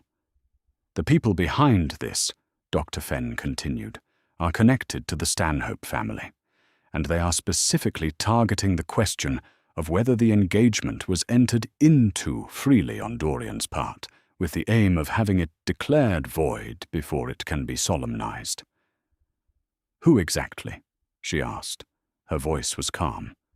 A man named Sir Rupert Crane, he said. He is a legal acquaintance of Stanhope's with connections to the ecclesiastical courts. He would not be pursuing this without Stanhope's backing, and he would not be in a position to succeed without witnesses willing to testify that the engagement was under duress. Who would those witnesses be? She asked. Dr. Fenn hesitated. Then, quietly, there are 2 housemaids who have been approached, and there is one member of the household with a higher position than a housemaid who received a letter from Stanhope's people last week. She understood immediately, not with anger, with the particular cold clarity she had been learning to use as a tool. Lady Portia, she said. She is still resident at Ashenvale, he said, and she is still very much aware that her own future was substantially altered by recent events. Ivory stood. She moved to the window and stood with her back to him for a moment. Outside, the December garden was bare and brown and precise in the grey light. Mr. Greaves was moving slowly among the rose beds with his shears, pruning with the unhurried method of a man who trusted that spring would come eventually. What does Dorian know? She asked without turning. I am going to speak to him after you, Dr. Fenn said. But I wanted to speak to you first, because I think, Miss Calloway, that you understand the landscape of this situation more clearly than most people in this house give you credit for, and I thought you should have time to consider before the information is in the room with everyone else. She turned and looked at the old physician. You are an unusual man, Dr. Fenn. He smiled slightly. I have been told that before. Thank you, she said. Tell him when you are ready. I will have spoken to the housemaids before this evening. He blinked. I beg your pardon? If they have been approached but not yet committed, she said, then they are uncertain. Uncertain people respond to honesty more than they respond to pressure. She moved toward the door. I am going to speak to them honestly. She found the 2 housemaids, a young woman named Nell and a slightly older one named Bridget, in the linen room on the 2nd floor. They both went rigid with alarm when she walked in, which told her everything she needed to know about their current state of mind. She closed the door. She sat down on the low stool near the shelves and looked at them without hostility. I know someone approached you, she said simply. I am not here to threaten you, or report you, or make your positions here uncomfortable. I am here to tell you the truth, and then let you make your own choices. Nell, who was perhaps 18, and had the large, frightened eyes of someone who had been in service long enough to know that trouble came down hardest on the people at the bottom, looked as though she might cry. I am going to marry the Duke, Ivory said. Not because of the child and not because of pressure. Because he asked me, and I said yes. And both of those things happened without anyone forcing either of them. She looked at both women steadily. If you are asked to say otherwise, you will be lying. And I think you both know that. Bridget, the older one, had sharper eyes and a more measured expression. We were told there would be payment, she said. Not with greed, with the flat honesty of someone explaining a mathematics problem. I know, Ivory said, and I am not going to tell you that what you would be paid isn't real, or that your situation doesn't make it tempting. I understand what it is to need money and to be offered a clear way to get it. She paused. I am asking you not to do it anyway. Not for me. Because what you would be doing is lying in a formal proceeding which carries its own risks if it comes apart. And it will come apart. A long silence. Nell was twisting the edge of her apron in both hands. Then Bridget said, No one approached me, and no one approached Nell, and if anyone asks, we have been in the linen room sorting sheets all afternoon. Ivory looked at her. Thank you, she said quietly. Thank you, miss, Bridget said, with a directness that was its own kind of dignity. Ivory went to find Lady Portia. She did not send a message or request a meeting. She went to Lady Portia's guest rooms in the West Wing and knocked on the door, and when Lady Portia's lady's maid opened it, she said she would like to speak with Lady Portia privately, please. Lady Portia received her in the sitting room of her guest suite, standing near the dressing table with the posture of a woman who had been expecting this and had decided to be beautiful about it. She was wearing a deep cream silk morning gown, and her auburn hair was perfectly arranged, and she looked exactly like the Duchess she had been prepared since birth to become. Ivory sat without being invited to. Lady Portia, after a small pause, sat opposite her.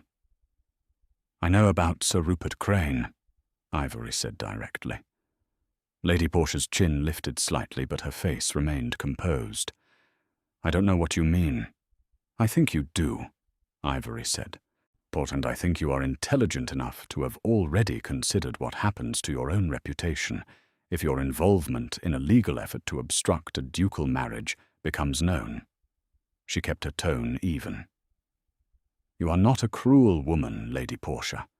You are a disappointed one, and I understand the difference. Something moved in Lady Portia's eyes. Not softness exactly, more like recognition. He was supposed to be mine, she said quietly. It was the most unguarded thing Ivory had ever heard her say. I know, Ivory said, and I am sorry that the way this happened caused you pain. Genuinely. That is not performance. Lady Portia looked at her for a long moment. The architectural composure was still there, but it was thinner than usual, and beneath it was something real and tired. I wrote to my father, she said finally, after the ball. I told him what I had heard. I thought, at the time, that I was protecting what was rightfully mine. She paused. I was not thinking about what it would set in motion. I know, Ivory said. I did not know about Crane until he wrote to me last week, she said. I did not ask for a legal challenge. I did not want that. Something shifted in her expression. I have not responded to his letter. Ivory looked at her carefully. Will you respond? A silence. Then, no. Ivory nodded. She stood. At the door she paused and looked back at Lady Portia, sitting in her cream silk in the cold West Wing guest room, with her hands folded in her lap, and her future looking nothing like what she had been promised. For what it is worth, Ivory said quietly, you deserve someone who chose you the way he should have chosen you, and not because of arrangements and settlements, because he wanted to. Lady Portia looked at her with an expression she could not name. Then she looked away at the window. Ivory went. She found Dorian in his study with Felix and Dr. Fenn, and she walked in and sat down and told all three of them everything she had done in the past 2 hours, clearly and in order. When she finished, the room was quiet. Felix said, very softly, "Good Lord." Dr. Fenn looked at her with the expression of a man who has just had a theory thoroughly confirmed. Dorian stood up. He crossed the room to where she was sitting and crouched down to her eye level, looking at her directly. "You went to Portia yourself," he said. "Yes." "And the housemaids?" "Yes." "Without telling me first." "You would have tried to manage it yourself," she said. "And it needed to be done by someone they could not dismiss as having a title and a position and a personal interest in the outcome." She met his eyes. "It needed to be done by me." He looked at her for a long, silent moment. Then he took her hands in both of his, there in the study in front of Felix and Dr. Fenn, without any self-consciousness. "I have been managing this family and this estate alone for a very long time," he said quietly. "I think I forgot that things can be managed differently when there are 2 people managing them." She looked at him. "You're going to have to get used to that." "I intend to," he said. Outside, the December light was failing early as it did in winter, pulling the sky down into soft grey layers over the frosted grounds of Ashenvale. In the music room down the corridor, Dr. Constance was playing something slow and lovely, a melody without a name that she had apparently composed herself, and the notes moved through the cold air of the palace like something being built, carefully and from the beginning, towards something it had not quite reached yet, but was very close to. Mrs. Calloway was in the morning room, drinking tea and reading a letter from a neighbour in Fenwick who had heard the news, and was not sure whether to be scandalised or congratulatory, and had decided to be both. Mr. Greaves had come in from the garden and was warming his hands in the kitchen and telling Mrs. Hartwell that the rose beds would come through the winter fine. They always did. They were tougher than they looked. Dr. Orphen closed his bag and stood, and said he would come again next week for the proper examination, and that everything would be perfectly all right, and that he had, in his 17 years attending this family, never been more confident than he was today. Felix refilled his glass and said nothing for once, which was, in its own way, the loudest possible endorsement. And Ivory sat with her hands held in Dorian's, and felt the day settling around her, all its drama and its danger, and its improbable small victories, and thought about the woman who had stood in a corridor outside a ballroom, 6 weeks pregnant, with her hand pressed flat to her stomach, telling herself she would face whatever came next standing up. She had done that. She was still doing it. The child inside her did not know yet what kind of world it was being born into, but it was going to be born into one where its mother had faced down a lord and a legal threat, and a room full of witnesses, and a duke who had once looked through her like glass, and had not once in all of it looked away first. That was something, she thought, quietly and with her whole heart. The wedding took place on the last Saturday of January. It was not a grand affair. There had been discussion, briefly, of a large ceremony with the full weight of Cavendish tradition behind it, the cathedral in the county town, the guest list of 200, the formal procession through Briarstone village that dukes of Ashenvale had conducted for generations. Lady Miriam had raised the idea once, carefully, and Dorian had looked at her and said that he believed they had had quite enough spectacle already. And that was the end of it. The ceremony was held in the small chapel on the Ashenvale grounds, a stone building older than the palace itself, with narrow windows and plain wooden pews, and a single bell that Mr. Greaves rang himself, because he said he had been ringing that bell for 40 years, and he was not about to stop for anyone. It snowed that morning. Not heavily, just a soft, even fall that settled over the grounds and the bare rose beds and the long elm path to the gates, turning everything quiet and white and clean. Ivory dressed in her room with her mother's help. The gown was ivory silk, simple and well made, finished with a high collar and long sleeves against the January cold. Her mother fastened the buttons at the back without speaking for a long time, and then said, in a voice that was very carefully controlled, "What, you look like yourself." Ivory met her eyes in the mirror. "Is that good?" "It is the best possible thing," her mother said, and pressed her lips together firmly and said nothing else. Constance arrived at the door with pink cheeks and bright eyes, and a small bouquet of hothouse flowers she had apparently badgered the head gardener into producing against all seasonal reasons: white roses and green ivy, and something small and yellow that nobody could identify, but which Constance insisted was meaningful. "You are not going to cry," Ivory told her. "I am absolutely going to cry," Constance said cheerfully. "I have been saving it up for weeks." Felix was waiting at the chapel door when they arrived, standing in the snow with his collar turned up and his hands in his pockets. And he offered Ivory his arm with a formality that was entirely unlike him, and eyes that were, she noticed, somewhat brighter than usual. "You look wonderful," he said. "You are going to cry too," she said. "I am not," he said, and then immediately looked at the sky. Inside the chapel it was warm from the braziers that Mrs. Hartwell had organized with her usual military precision, and the narrow pews held the small gathering of people who had, in their various and complicated ways, become the landscape of the past months. Mrs. Calloway in the front pew with a straight back and careful hands, Dr. Fenn beside her, kind-faced and steady, Mrs. Hartwell in her good dark dress, Mr. Greaves, who had come in from the bell rope and taken a seat with his Sunday coat on and his hair combed.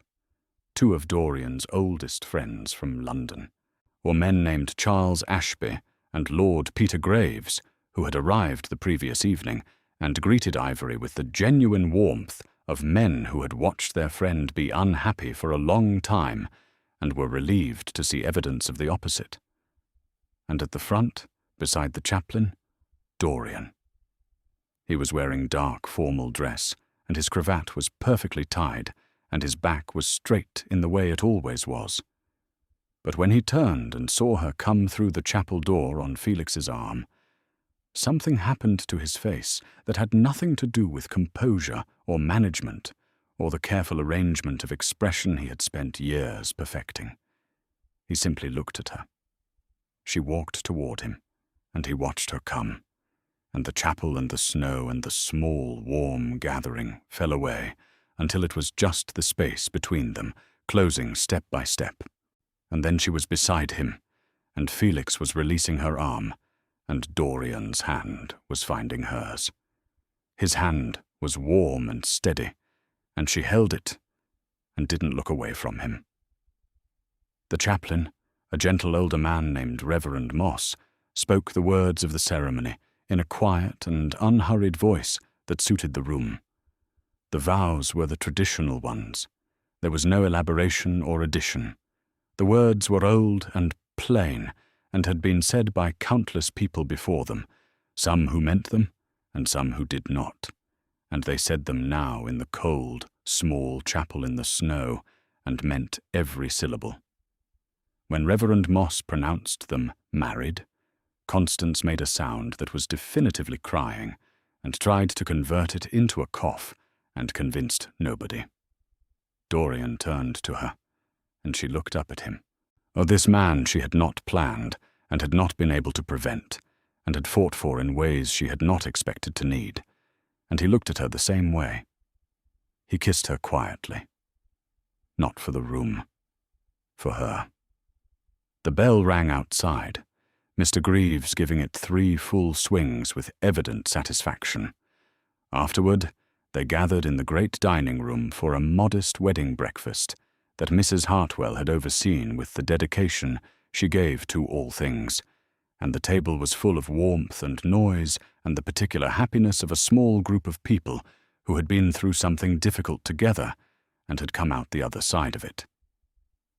Charles Ashby made a toast that was funny and kind in equal measure, and ended with something genuinely moving about the value of a man who knew his own mind, while Lord Peter Graves added a shorter one that was almost entirely sincere, which for him, Felix said quietly, was unprecedented.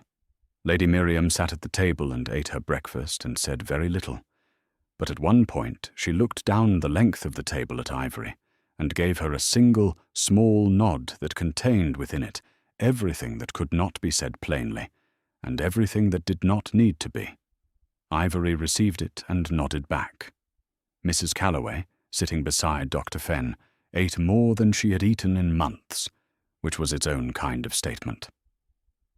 Felix raised his glass 3 times and made progressively less coherent remarks each time, and was eventually told by Constance to sit down, which he did with great dignity and a wide smile.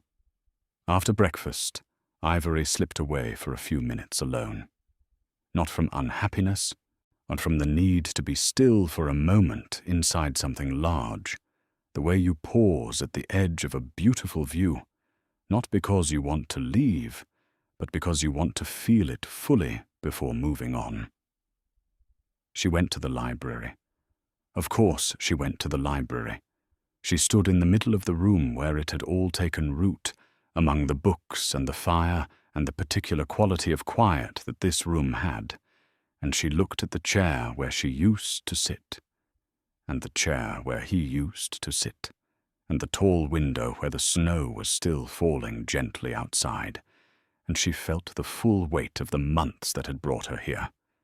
6 weeks pregnant, and standing in a ballroom, while a duke looked through her like glass.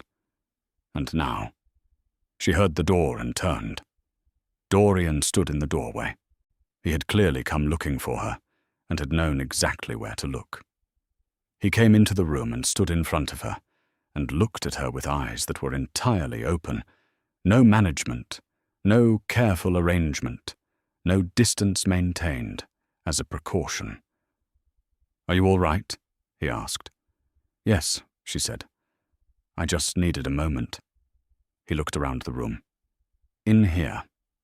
"It seemed right," she said. He nodded slowly. He looked at the chairs by the fire, the same chairs they had occupied on all those evenings that had built, quietly and without permission, into everything that followed.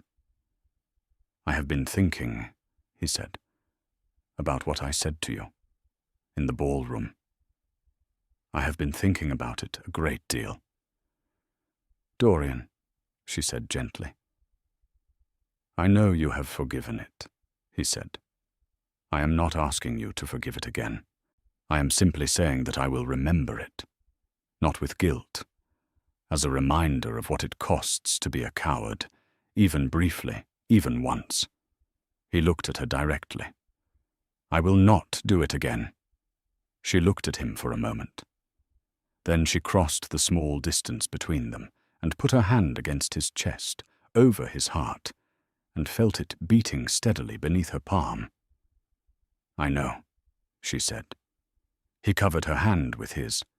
They stood like that in the library for a long, quiet moment, with the snow falling outside and the fire burning low and the sounds of the wedding breakfast drifting distantly down the corridor, voices and laughter and the particular music of people who are happy.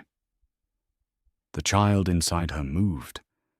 It was the first time she had felt it clearly, a small, unmistakable pressure, and she made a sound that was entirely involuntary. Dorian looked at her immediately. "What is it?" She looked up at him with an expression she could not control or compose. "The baby moved," she said. He went very still. Then he looked down at her hand on his chest, and something crossed his face that she would carry for the rest of her life. Something unguarded and enormous and entirely new on him. The face of a man feeling something he had no existing framework for and was not trying to manage. He moved her hand from his chest to her own stomach and held it there. They stood together in the quiet library, in the old palace with its stone walls and its portraits, and its long history of arrangements and obligations and titles passed down like burdens through generations. And in the middle of all that weight, something small and new and entirely its own was making itself known. Outside, the snow kept falling. The elms along the long path were white and still. The rose beds were buried and patient, as Mr. Greaves had said they always were, waiting for the season to turn. It would. It always did. And when spring came to Ashenvale, there would be new life in it. Not arranged or convenient or built from obligation, but chosen, plainly and at some cost, by two people who had found each other in a library in the dark, and had decided, against considerable odds and in full view of everyone, that it was worth it. Ivory Calloway, now the Duchess of Ashenvale, stood in the library where everything had begun, with her husband's hand over hers and the future pressing gently against her palm, and she smiled. The bell had stopped ringing. The snow had softened to stillness. The house was warm. It was enough. It was everything.